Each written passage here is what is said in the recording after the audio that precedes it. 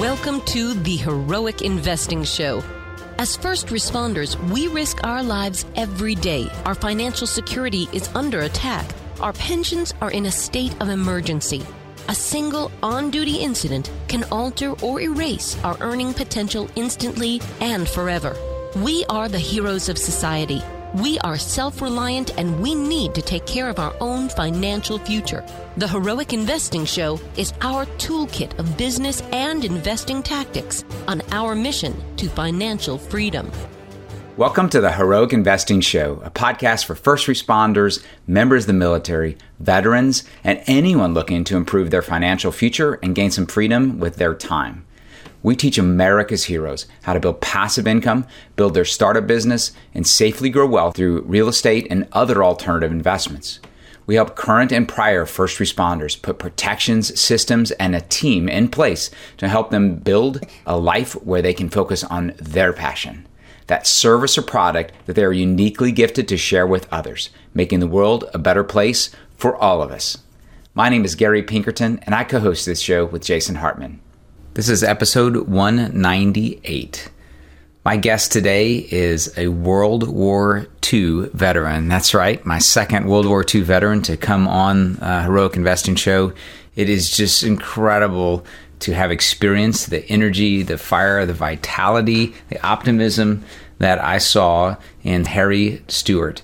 Harry was a member of the Tuskegee Airmen, the famous African-American pilots that manned the Red Tail Squadron in Europe in World War II. While still a teenager growing up in New York City, Harry Stewart Jr. enlisted in the war effort and joined the legendary ranks of the Tuskegee Airmen.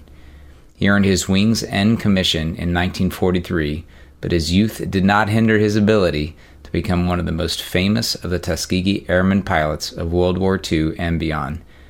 I am just blessed to have gone through this conversation and done this interview with Harry.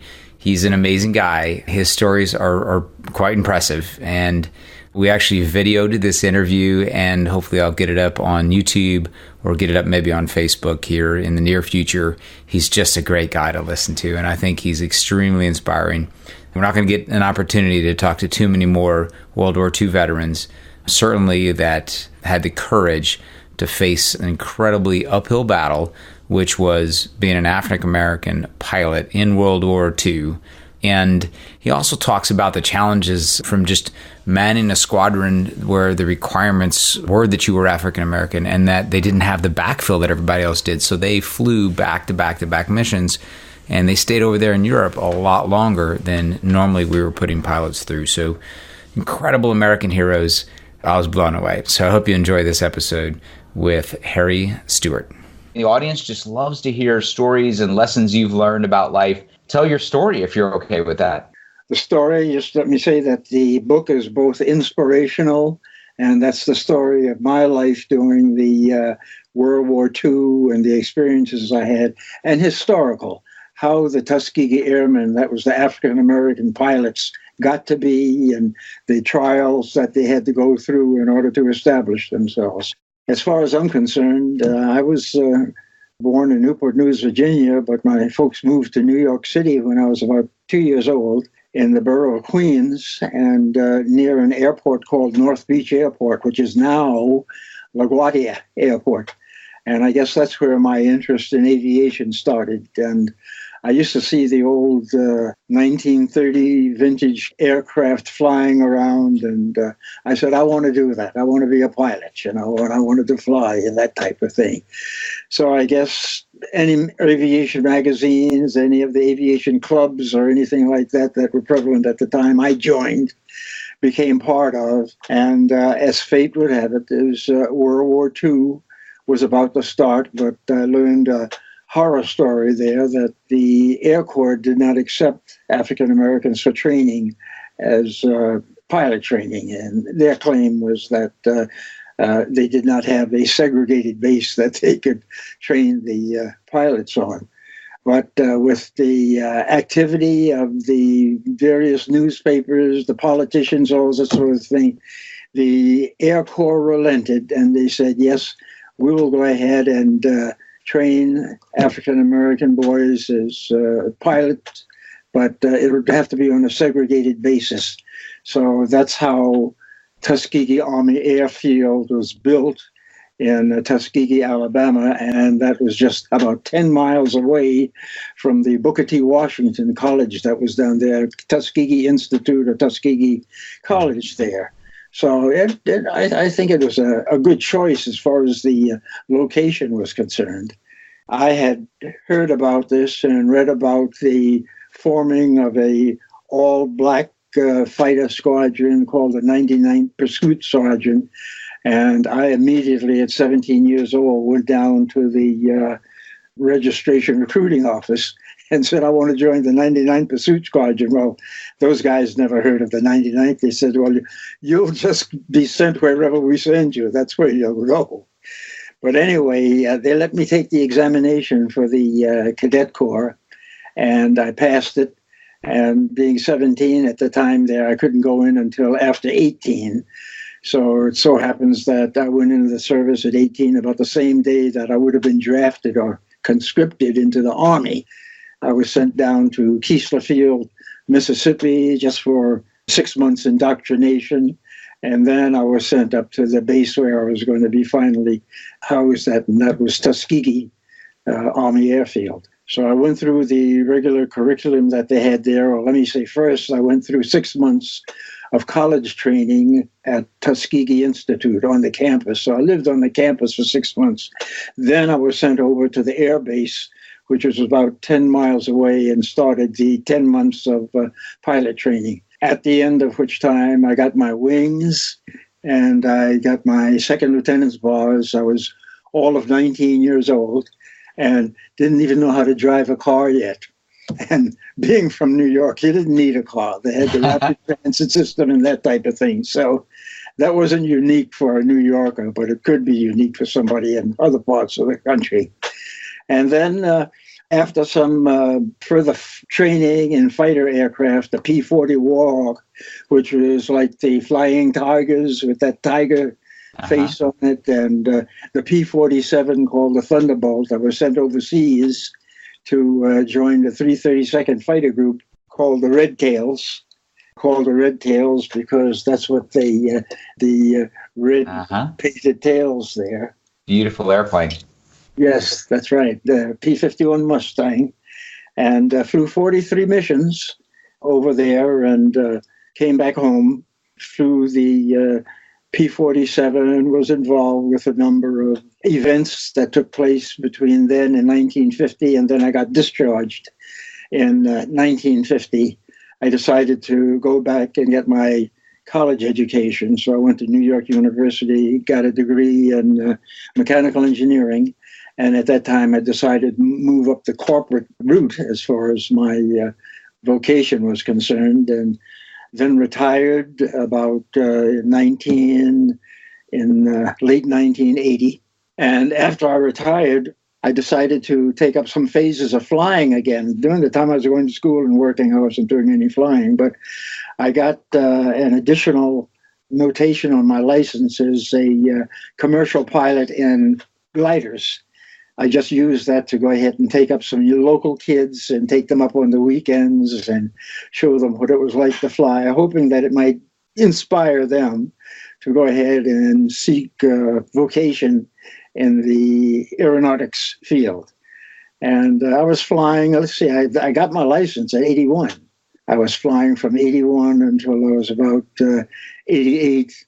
And then I decided, well, the solo flying was enough there. So I still fly a little bit. And it was just, I guess last year, I was up in a dual-seater P-51. It was a modified P-51, but they had 2 tandem seats in there, and they had a dual set of controls. So I had a chance to go up and do a few slow rolls and loops and all of that sort of thing. So I'm having a lot of fun in my old age. I'll be 95 on July 4th, so I'm getting there. Well, yeah, audience can't see this, but I would have pegged you at about 80, not 95, okay. Maybe even 80. I've seen people younger than 80 that look definitely worse than you do. My gosh, what an incredible history. I've had the true pleasure now of interviewing now 3 World War II veterans and a Korean War veteran. on this show, and it is just humbling to hear your stories, hear that you retired from 2 full careers in 1980 and all the amazing stuff that you've done since then. You left the military in 1950 as a lieutenant colonel? No, I left as a captain. Okay. And I stayed in the reserve. The reserves. Okay. And worked my way up in the reserve. Took the 2 weeks training at one of the airfields per year, and did some other things to earn points towards retirement. Yeah. And retired at age 60. Nice. And are you still in the New York area? No. I'm here in Bloomfield Hills, Michigan. Michigan. Yeah, my last job. Okay. My last job brought me to Michigan. I was with a international pipeline company, engineer with them, and when retirement came along, I kind of liked Michigan here, and I said, I think that the pace that the New Yorkers keep is a little too much for me. I like more of a sedentary life, so here I am. I decided to retire here in Michigan, about 20 miles north of Detroit. Wow. Well, thanks for that. My sister lives in Detroit, and there's been some challenges in the world, the industry there in yes, Detroit. It sure has. One of the things that, you said 43 missions. Yes. How was that compared to people who were around you in your squadron? Was that a lot? Was it a few? I know that attrition was pretty rough there. Yeah. In the 15th Air Force, the fighter groups there, the 50 missions was a standard. Then they looked at it from an actuarial standpoint, is how far can you feel as though the life expectancy would go, with the number of missions you take. For instance, the bombers were a lot more vulnerable, so theirs was 35 missions, and they go home.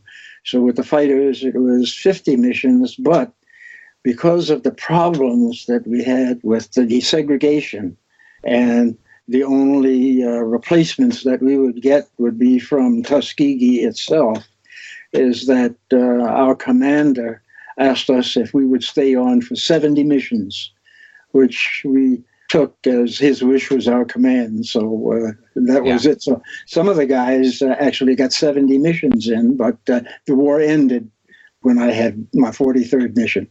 Got it. So you did a lot of missions in Germany, I'm guessing. They're probably a large focus. All up in Central Europe there, Germany, Austria, and, all around that area. A few in France, but mostly in Germany and Austria. Your purpose was escorting, protecting the bombers? Absolutely. That was our primary job, was bomber escort, and to ward off enemy fighters that might come in to try to knock down the bombers there. That was the primary mission. Wow. Gosh. So you were in there in the thick of it, and your survival actuarial tables were better only really because you weren't flying a big old heavy pig. I guess it was harder to hit. That's right.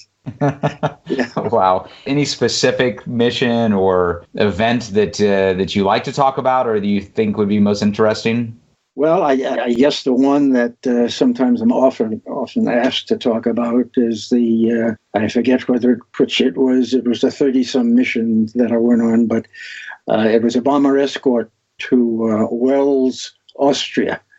That was near the end of the war there, and the fighter groups at that time were given permission if the bombers felt as though they were in a safe zone and they could get home okay without the fighters there, that the fighters could hang around and do what's known as hunt for targets of opportunity. Targets of opportunity being any type of interdiction as far as barge traffic is concerned on the rivers or railroads or moving vehicles on the ground, and, of course, enemy aircraft also.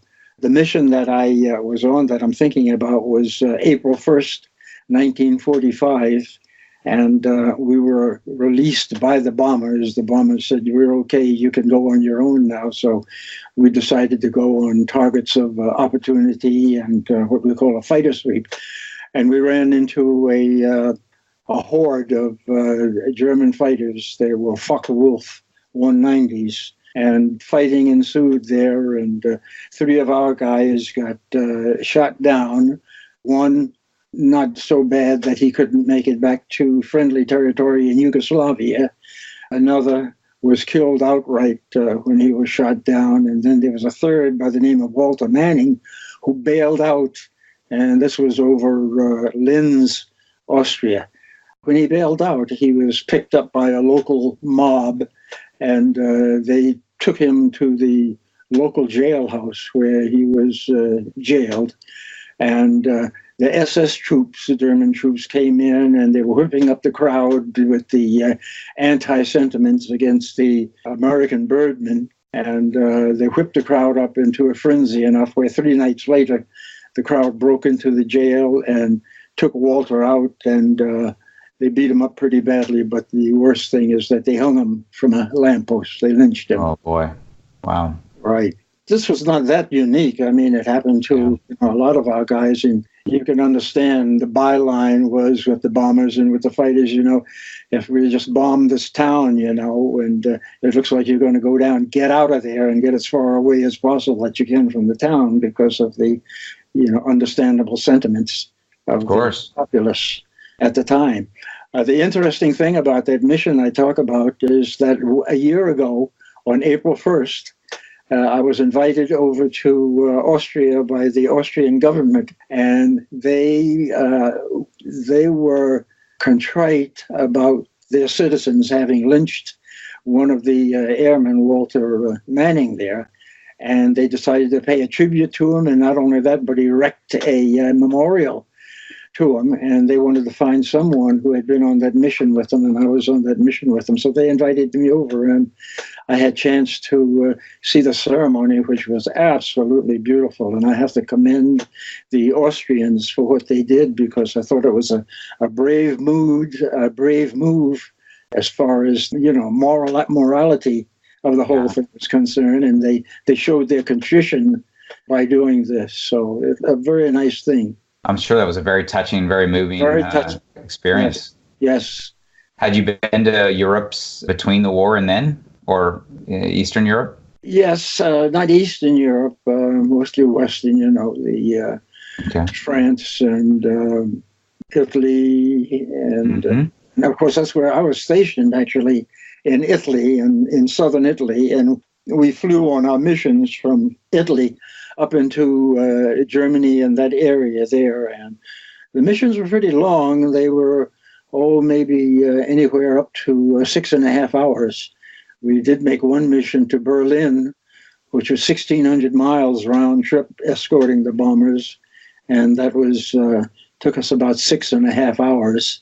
And we're going at the ground speed about the bombers there, which they're going along at a ground speed or an airspeed and ground speed of maybe 200 miles an hour. And we're flying along at maybe 250 or 270 miles an hour. So actually we have to crisscross back and forth so that our ground speed matches the ground speed of the bombers. Yeah. Right. The missions, they were cold because we were up at 35,000 feet around that way, escorting the bombers and out of shelling range, I guess, right? Yes, in shelling range. That's out of the bombers were really getting the big part of it. The aircraft guns were tracking them at the altitude that they were at. We might be 1,500 feet above them, but every once in a while, one of those shells would get up around us also, and it's kind of scary. Yeah, of course. How many of your old squadron mates are around? Are you kind of the senior guy, or? Well, I'm not the senior, but I'm one of the 12 that's left. And when I say 12 that's left, that's of the combat pilots who were in World War II of the Tuskegee Airmen. There are 12 living today. Well, out of 351 that went overseas at other periods. Well, I'll tell you, if you pick 351 people of normal society from that era, it would probably be less than 12 of them around. You guys are tough old guys. And so, obviously everyone really appreciates the incredible efforts that you did. Do you all get together frequently? Yes, they have a annual get-together that they pick in different parts of the country. This year, I think it's going to be in Las Vegas. And then you see the shirt I have on. This is the Detroit chapter, and they have chapters in almost every state. So and that's when they get together for the annual convention. So this is the chapter stuff that I wear when I go to one of the chapter meetings, and that's it. Wow. So we didn't mention really how to get in touch. There is a lot out there about the Tuskegee Airmen, but before we started recording, we were talking about the book that's really, it's a first-hand account of it's a biography for you. It's almost autobiography, but somebody else, an author, penned it. It's a biography, that's right, yeah. Yeah, and it's called Soaring to Glory, a Tuskegee Airman's first-hand account of World War II. And we've given some of those accounts, but I can't wait to dig into this book. I love the story of the Tuskegee Airmen, the bravery there, not just against the bullets you were going after, but the kind of the American sentiment at the time. It's pretty hard to believe for listeners in today's audience that you had to train on a segregated base. And all. I mean, we know the history is there, but just imagining that was actually normal is pretty hard to imagine.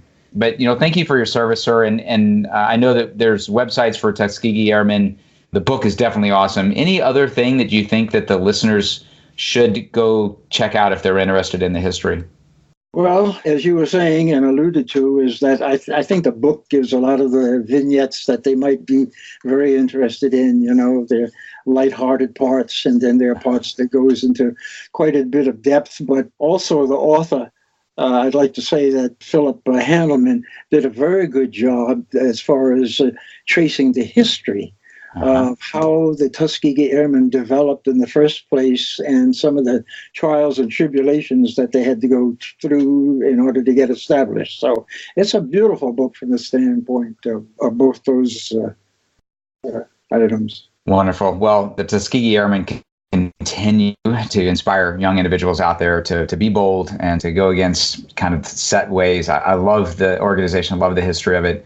It's very easy to find out information about them. And again, I just love members that I've met. Very blessed to have you on our show, Lieutenant Colonel Harry Stewart. Thank you so much for joining us and giving us a few minutes of your time. It's been a pleasure. I hope you have a wonderful summer out there in Michigan. Thank you, and you do the same. Thank you so much for listening. Please be sure to subscribe so that you don't miss any episodes. Be sure to check out the show's specific website and our general website, hartmanmedia.com, for appropriate disclaimers and terms of service. Remember that guest opinions are their own, and if you require specific legal or tax advice or advice in any other specialized area, please consult an appropriate professional. And we also very much appreciate you reviewing the show. Please go to iTunes or Stitcher Radio or whatever platform you're using and write a review for the show. We would very much appreciate that. And be sure to make it official and subscribe so you do not miss any episodes. We look forward to seeing you on the next episode.